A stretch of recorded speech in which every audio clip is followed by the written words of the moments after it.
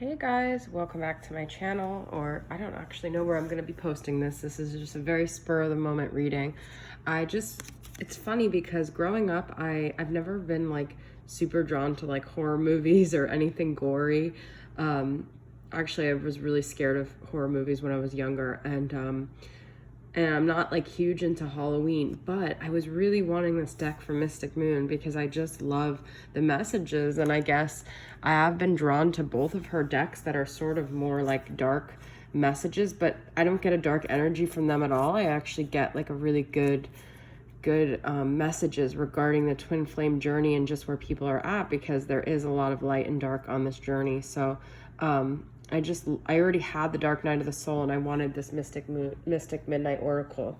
So I didn't really like plan this reading, but I pulled some cards already, and I think I'm going to clarify them with my Dark Night of the Soul. So this is going to be where your person's currently at. The feeling I'm getting from this is that they're kind of up to some like shady behavior here. I feel there's something going on where like they're in a dynamic maybe with someone else that's like their life partner, you know, their karmic partner or whatever, and they're just kind of like in that daily routine. They could be pretty settled with this person. I don't necessarily feel like it's the healthiest dynamic, all right? But they still have like a desire for other things. There's something kind of like vacant within this connection. There's not really like an emotional connection there. There's unfinished business, I feel, with this. Like there still needs to be maybe a conclusion with you and this person. So they could be in another dynamic, but they still want to, I feel like, travel away from this. They still want to seek other things. They're still maybe even energetically like preying on the connection with you. I don't mean that in like a creepy way. I just feel that from these cards, there's sense of like boredom and discontent within the connection that they're in. And they still wish to travel to other places. We have like the ghost ship, which is moving, motel, which is traveling. The thunder just went, and traveler here with the hellhound. And then I just get from this like companion, life partner, mate, although all these cards have sort of like that twisted like thing of what it would normally be. I just get that this person they're with could almost be, I don't want to say a monster, but just kind of like soul sucking them. And they almost have like a plan to get out, but they are not really like executing it yet. So let's get, we're going to get clarification from each card. Okay. So for the Monster Bride, let's get one from the Dark Night of the Soul. What is this about? This is a very early Halloween reading, guys. So all right, so for the Monster Bride, what do we have? Villain of Rage, on the edge. This is Knight of Wands energy. So I do feel like this dynamic is sort of on the edge. That's what I'm saying. I don't feel like it's completely settled. There's something still missing that could end up really breaking it, you know, causing a finale, causing an ending within even that connection, not even you. Okay, so what is this butcher shop routine daily? Misery loves company. That's what yeah, because they're just kind of going through the motions, but they're just staying together. I feel almost to like, so I guess this is sort of like a karmic reading for your person if they're in a karmic relationship. I feel they're just like misery loves company. They're not really happy. The sun is not, in this deck, it's almost like not the sun, okay? They're just kind of going with the routine. They're sort of bored.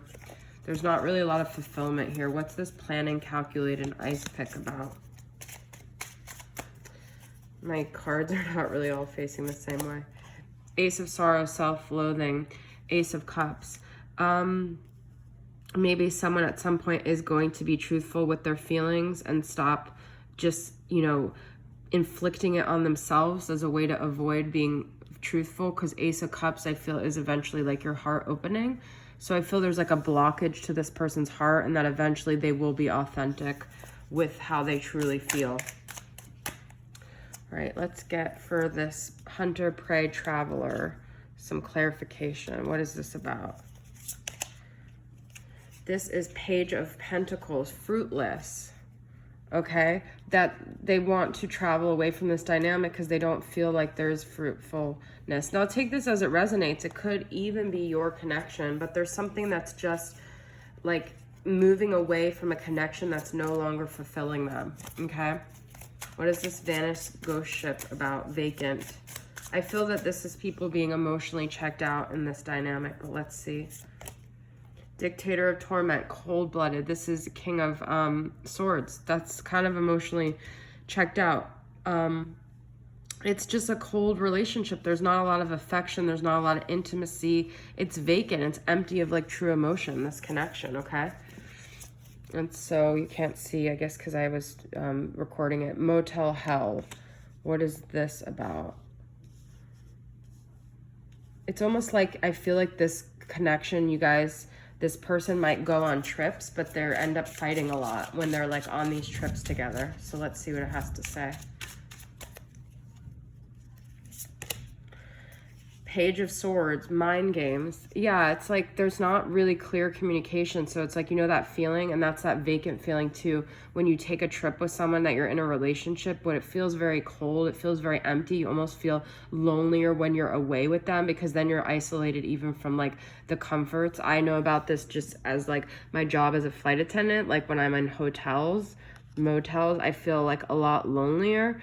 This mind games, I feel like it's almost like it's just more confusion. It's just more a disconnect here.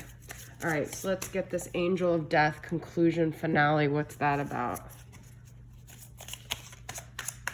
What is this Angel of Death about? Five of Swords, quicksand. Okay, so Five of Swords is usually like a defeated thing. So I feel like someone feels like maybe they're just surrendering to like the fact that this is like not going to be ideal how they want, but it's not like this surrender. It's actually like this quicksand where even if they decide to surrender, they're going to just keep falling until there is going to be like a tower moment that forces them to get out of this connection. So let's pull one last card for the overall energy, for the overall ending energy of this connection. Judgment, eye for an eye.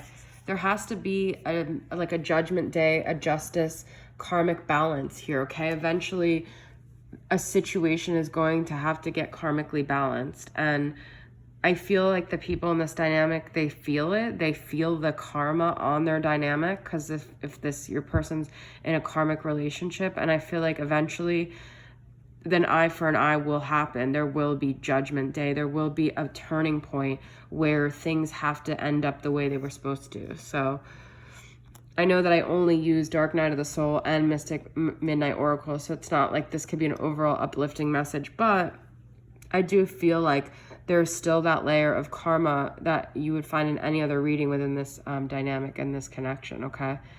So take this as it resonates. But thank you guys for tuning in. I just got a bunch of decks from Angela at Mystic Moon. I'm so excited to use all of them, but this is my first recording of one. All right, I'll see you guys soon. Bye.